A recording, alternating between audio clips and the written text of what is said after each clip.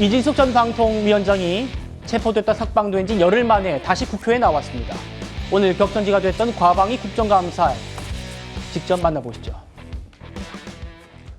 저를 수갑까지 채워서 압송한다는 것은 상상하지 못하는 범주라고 생각합니다. 이제 이 정부는 비상식적인 것이 뉴노멀인 상황이 됐다고 생각합니다. 그날의 이진숙은 이재명 대통령과 더불어민주당에 바쳐진 추석 제물이었습니다. 추석 밥상에 올려진 이진숙 체포라는 이 소재는 국정자원 화재 사태로 인한 대규모 국가 전산망 마비 사태, 대통령의 냉부의 출연 논란 이런 것들을 잠재우기에 너무나도 좋은 소재였습니다. 저도 같은 생각입니다. 저도 기관장을 했지만 도저히 이해할 수 없는 예능 출연이었습니다.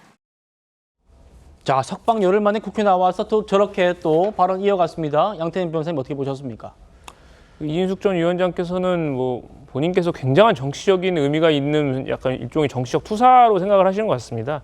이진숙 전 위원장이 체포가 된 거는 이제 6차례의 출석 요구에 불응해서 법관이 발부한 체포영장에서 그 집행을 당한 것이고요. 그것이 마치 무슨 지금 정부가 불법적인 공권력을 행사했다거나 아니면 본인이 무슨 정치적 외압에 맞서 싸우다가 저렇게 체포되신 것이 아니라 공직자 신분일 때에 이제 공직선거법 위반이나 국가공무원법 위반 등의 혐의를 가지고 그에 대한 경찰의 조사를 회피하시고 나가지 않고 있다가 결국 판사가 발부한 영장에서 집행이 된 거거든요. 근데 예. 저거를 저렇게까지 포장을 하시는 것이 글쎄요. 그게 본인한테 어떤 도움이 되고 어떤 메리트가 있는지 전 잘 이해가 되질 않습니다. 예, 윤기찬 변호사님.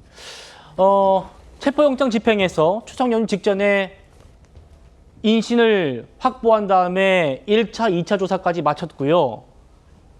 법원이 석방한 뒤에 이제 3차 조사 날짜가 잡혔습니다. 10월 27일 오후 1시에 조사한다. 여기에 대해서는 임무영 변호사, 이진숙 위원장 변호인도 정상적인 출석 요구다. 다행스럽게 생각한다. 이렇게 입장 냈네요.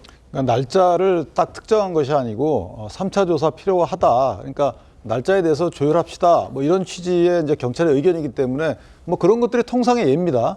그런데 이제 그렇게 이루어지지 않았다는 것에 대한 반증이다라는 말씀인 것 같고, 문제는 저는 이진숙 전 방통위원장이 이런 사태에도 불구하고 국회에서 경찰의 수사 형태에 대해서 아무런 점검을 하고 있지 않다는 부분도 되게 의아스러워요. 예. 왜냐하면 법원이 이 체포의 적법성 자체를 인정했지만 뭐라 그랬냐면 이게 6번의 출석 요구가 있다고 하지만 실제 6번인지가 의문스러운 부분이 있는 거죠. 왜냐하면 8월에 3번인데 그 3번이 이진숙 위원장이 해당 수사 과장하고 통화했다는 거 아니에요? 내가 8월에는 을지훈련도 있고 국회 일정도 있기 때문에 어렵다. 네. 그래서 여차여차해서 결국 9월 27일 날 잡았다는 겁니다. 그간의 2번의 이 소환 요구는 또 맞지 않고. 그러니까 이게 6번이라고 보기 어렵고, 여기에 대해서 판사가 뭐라 그러냐면 변호인의 그 의문 제기에 대해서 경청할 만하지만 체포의 적법성 자체를 부인하기는 어렵다. 굉장히 말이 어렵잖아요. 이 말은 문제가 있다는 말을 에둘러 부드럽게 표현한 겁니다. 그다음에 지금 3차 소환이지만 판사는 사실관계 다툼이 없기 때문에 추가 조사의 필요성도 적다라고 얘기를 해요.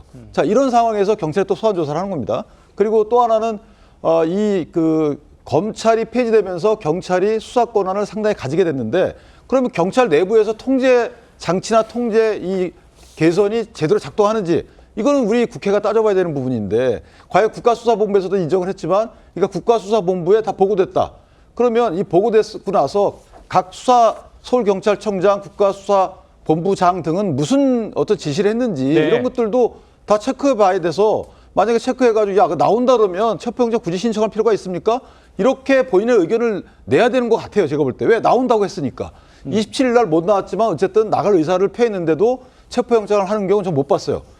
마지막으로 왜 그러냐면 구속영장 실질은 양 당사자가 나와서 서로 간에 의사를 주고받지만 체포영장의 경우에는 한쪽 말만 듣고 발부하는 거예요. 예. 그만큼 경찰이 그간의 피의자와 주고받았던 내용들을 소상히 수사보고서 등을 통해서 기록에 첨부를 해야 되는 겁니다. 만약에 그간의 이진숙 위원장 등이 했던 말들이 수사보고서를 통해서 다 경찰 체포영장 신청서에 적시가 됐다면 저는 체포영장 안 나왔다고 생각을 해요.